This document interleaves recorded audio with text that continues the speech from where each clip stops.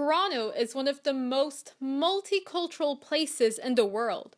Diversity is visible on all our streets every day. We're here to show you just some of the many places and cultural areas you can visit on our quick cultural trip in and around Toronto. Our first stop is Chinatown, only a 10-minute drive from Ryerson University. There's a lot of history tied to Chinatown, right? Cheap food, it's where everyone goes to. This area is filled with Chinese businesses, restaurants, and local grocery stores.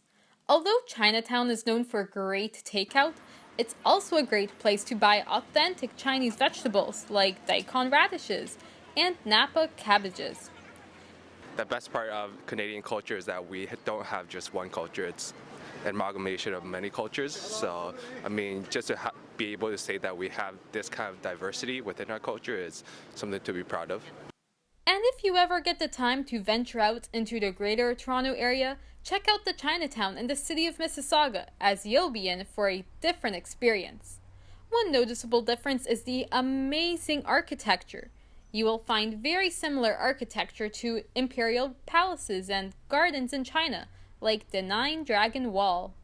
Opened in 1987 to honor Chinese culture and the contributions Chinese Canadians have made to society, tourists can come and read about Chinese customs on the signs that are displayed throughout. Another gem within the greater Toronto area. But that concludes our stop for Chinatown. Next up on this cultural trip includes visiting the Polish community. Let's take a look. Here we are in the city of Mississauga, Canada's 6th largest city. Part of the Greater Toronto Area, Mississauga is home to a large immigrant population. What we're going to focus on specifically today is its Polish community. With Polish being the most commonly spoken ethnic language in Mississauga, we decided to stop by the John Paul II Cultural Center. This cultural center is located right next to the St. Maximilian Kolbe Catholic Church, where it holds both Polish and English masses. The Polish Cultural Center holds many events and celebrations, including weddings, Polish concerts, and other cultural shows and food markets. Here you can also find dance rooms, where the Polish folk dance group Radość Joy and vocal and dance group Lechowia hold lessons. These Polish folk dance groups perform at many cultural celebrations across Canada and the US. Surprisingly, unlike most cultures, Polish folk dance is embraced by all generations, especially by the younger generation. The outfits are very eye-catching with its use of vivid colors and sparkly sequins. The skirts the girls have to wear consist of multiple colors, which makes it a bit more modern. These Polish dance groups also cover gypsy dances. This is because gypsies immigrated to Poland in the 16th century, contributing immensely to the culture. Their next upcoming performance will be on Mississauga Polish Day on June 8th. Our third stop is Koreatown, back in downtown Toronto.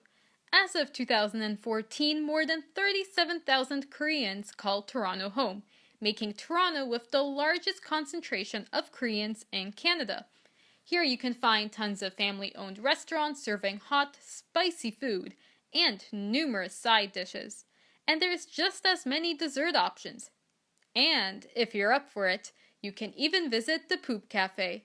It's a place where they serve ice cream in a toilet-shaped ice cream bowl while you sit on a toilet-shaped chair. Just like in Korea, you will also find gaming rooms or PC cafes where you can play games like the famous League of Legends, as well as karaoke bars. These karaoke bars not only play Korean and English songs, but a variety of Japanese, Vietnamese, and Filipino songs as well. You can also visit stationery shops like Hanji and Mr. Pen, where they sell anything from different types of cards and paper to teapots and teacups. But probably the most interesting store you'll find in Koreatown is Just You, Sarah, and Tom. This cute store has been operating way before K-pop became really popular in 2017. And is the go-to store for many K-pop fans. Though K-pop albums are their main focus, they also sell lots of cute notebooks, pens, and pencil cases, and posters and figurines for those fans of anime. You can buy any type of K-pop albums you want, from boy groups to girl groups to solo artists. The albums come in different packaging than your typical CD, as they usually have different designs or versions, and they're also much bigger. This is because these albums contain a photo book and poster on top of other various goods. And if you can't find what you are looking for here, they have a new second store on Yonge. For our last stop on our around the world trip in Toronto, Sadie and Rima are eating and shopping their way through Little Tehran. Hi, I'm Rima. And I'm Sadie. And we're here right now in Little Toronto. We're looking through all of the stores and tasting some delicious food with our friends from Iran. Little Tehran is Koreatown's neighbor located in North York.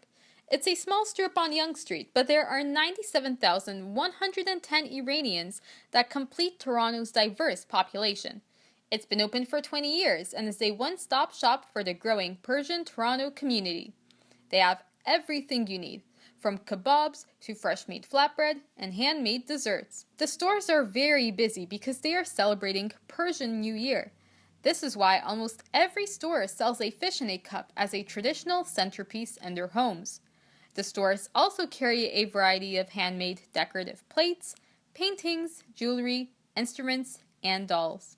The stores also carry beautiful fabrics that can be used as scarves and shawls. Little Tehran's space does not confine its culture or the amount of people that visit.